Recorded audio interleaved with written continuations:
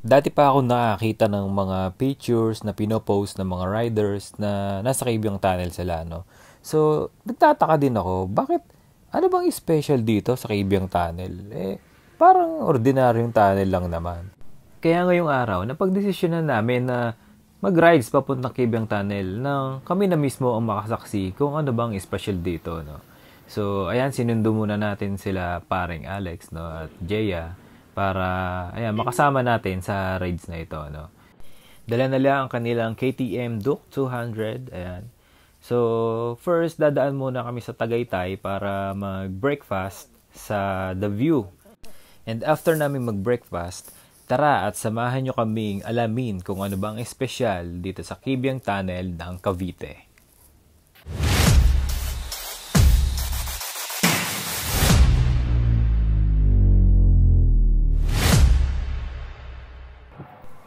Ito ang view na binabayaran dito sa The View, no? So, yan. Habang kumakain kayo, yan ang makikita nyo. Kaya naman, napakasarap mag-breakfast pagka ganyan ang makikita mo. Merong mga riders din dun sa baba yun, no? Nagpi-picture-picture sila. Malawak yan yung bakanting lote dyan sa may likuran. So, pwede kayo mag-picture dyan kung pupunta kayo dito. At ito naman yung interior ng kanilang restaurant, ano. Meron silang outdoor and indoor. Ayan. So, kung saan nyo gustong kumain, kung saan kayo komportable, ayan. So, pwede kayo dyan.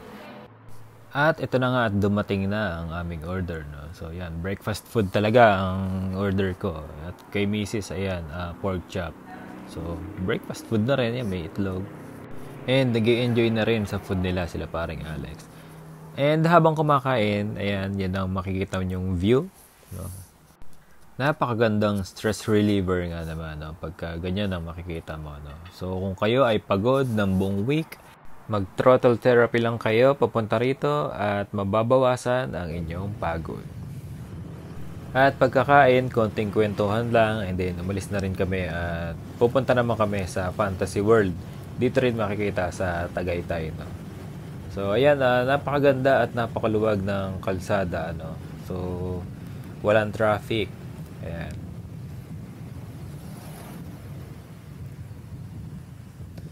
At ito nga, at si Kuya ay kumakaway pa, no. Napaka good vibes ni Kuya, no.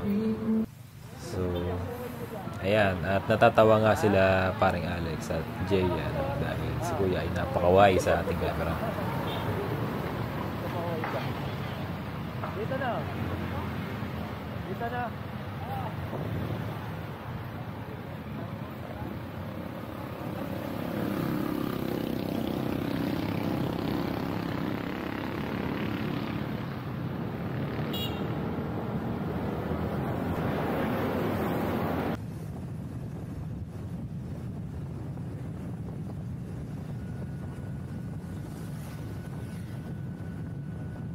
At dito guys, no, nag-i-enjoy na lang kami ni Mrs. sa nakikita namin. Napakaganda ng view habang nagra-rides dito sa Tagaytay.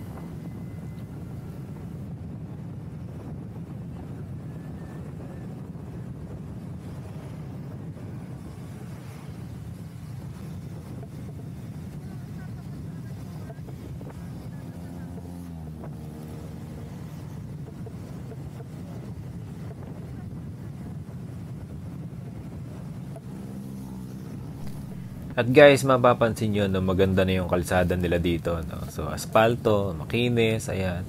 Kaya mapapansin nyo na madami rin talagang nagra-rides, kahit mga big bike, ayan, nagra-ride sila dito. Ayan, oh, ang ganda ng view, diba? So, yan yung mga makikita nyo dito kapag nag-rides kayo dito.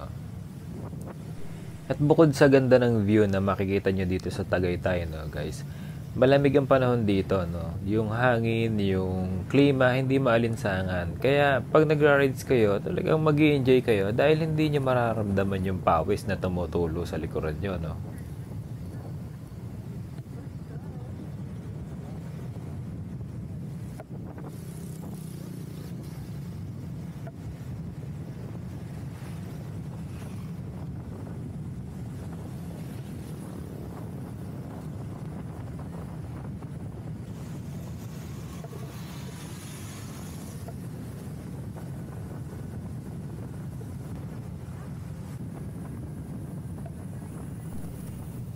Ayan nga, at lumampas kami ni Mrs. no, kasi nagkukwentuhan kami, no, nag-enjoy kami sa pinag-uusapan namin.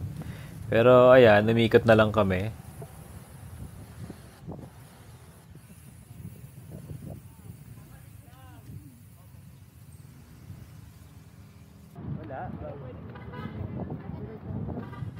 And unfortunately guys, sarado pa pala itong Fantasy World. No? So hindi pa siya open to public. Kaya nag-picture-picture na lang muna kami sa labas.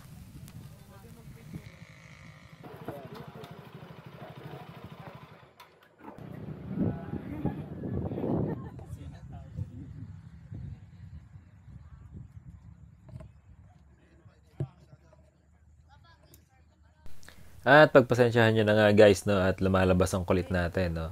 Kasi sabi nga nila, no, kapag komportable ka sa mga taong kasama mo, no, so, talagang lalabas ang kulit mo, no.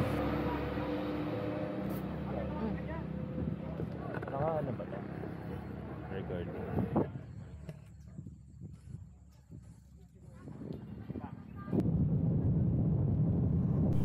After makapag-take ng ilang pictures, ayan, at lumarga na nga kami at dediretso na kami papuntang Kabyang Tunnel, no. So, hindi ko alam guys kung alam niyo yung way na to, no. Pero yung way na to is parang bagong bukas lang na kalsada, no. So, kasi nung dumaan kami dito, marami pa talaga siyang ginagawa na part ng kalsada. So, madami diyang yung hindi pa asfalto, medyo mabuhangin pa, mga ganun. Ito yung dinaanan namin guys, no. Cavite East-West Road ang pangalan ng kalsada, no. So, hindi ko alam kung bago yan, no. So, i-comment nyo down below, no, kung nadadaanan nyo na rin yan. Pero, ayan, nung dumaan kami, talagang wala pang masyadong dumadaan na sasakyan, no. Konti pa lang. Hindi ako sigurado, no, kung wala masyadong dumadaan dito dahil bago o dahil talagang nataon lang na walang masyadong dumadaan nung araw na dumaan kami. Pero mapabagong kalsada o luma man yan, no? Tara at samahan nyo kami na i-enjoy ang tanawin sa kalsadang ito.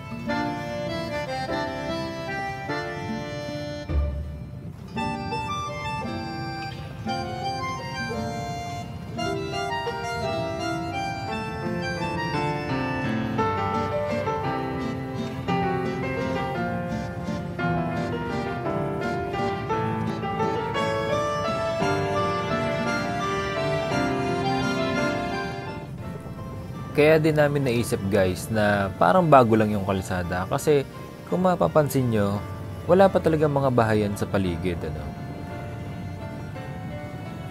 Kaya naman siguro pag dumaan ka dito ng gabi, napakadilim siguro at talagang nakakatakot dahil walang mga ilaw sa poste.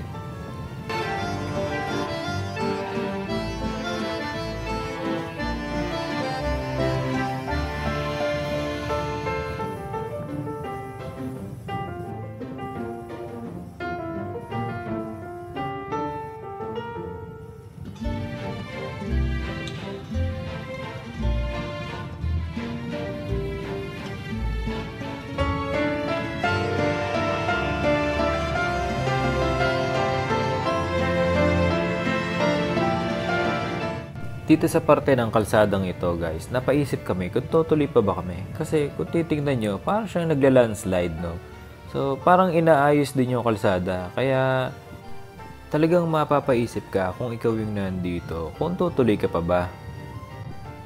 Pero nagpatuloy pa rin kami. At ito, nagpatuloy din ang mga magandang tanawin na nakikita namin.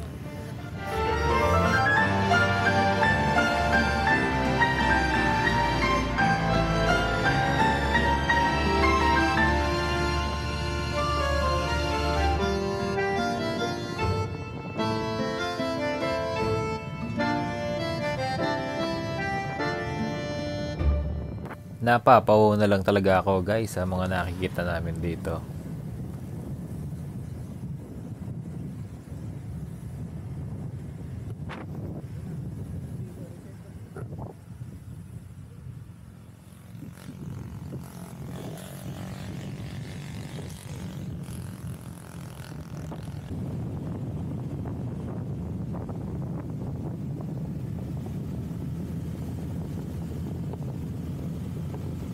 Ito na guys yung kalsada na papuntang Cabiang Tunnel. Maganda naman yung kalsada, asfalto siya, no? So, walang mga lubak.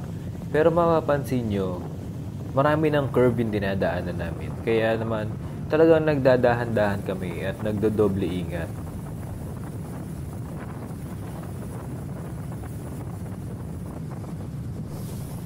Dito guys, nadaanan na namin yung beach ng Nasugbu, no? So, ayan, makikita yun. Napakaganda talaga. So, parang ang sarap tumigil eh. Para kahit konti, magtampisaw man lang, no?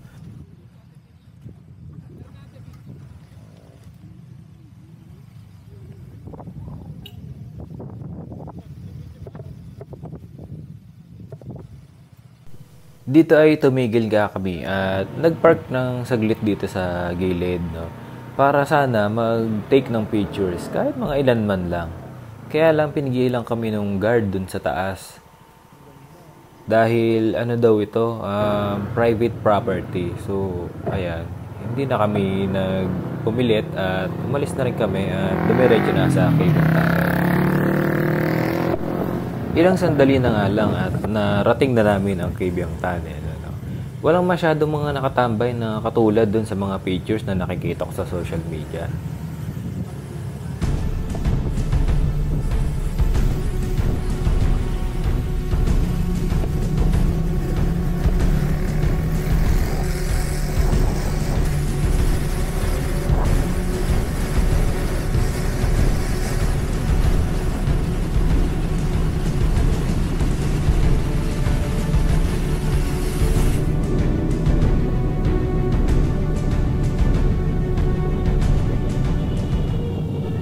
Pero akala ko lang pala yun, no? Dahil nandito pala sila lahat sa kabila.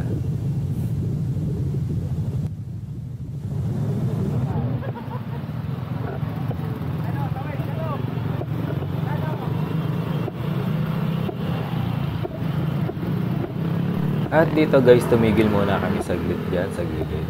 Para mag-take ng pictures. And then bumalik din kami dun sa kabilang side, no? Para kumain ng mga banana cue naman. Pero hindi ko na lang na-videohan eh, sayang. Pero ayan, na-enjoy naman namin ang Cabiang Tunnel, no?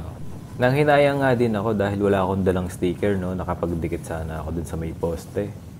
At dito guys ay pauwi na kami, no? Ang naghahawak na ng camera dyan ay ang aming mga kaibigan, no?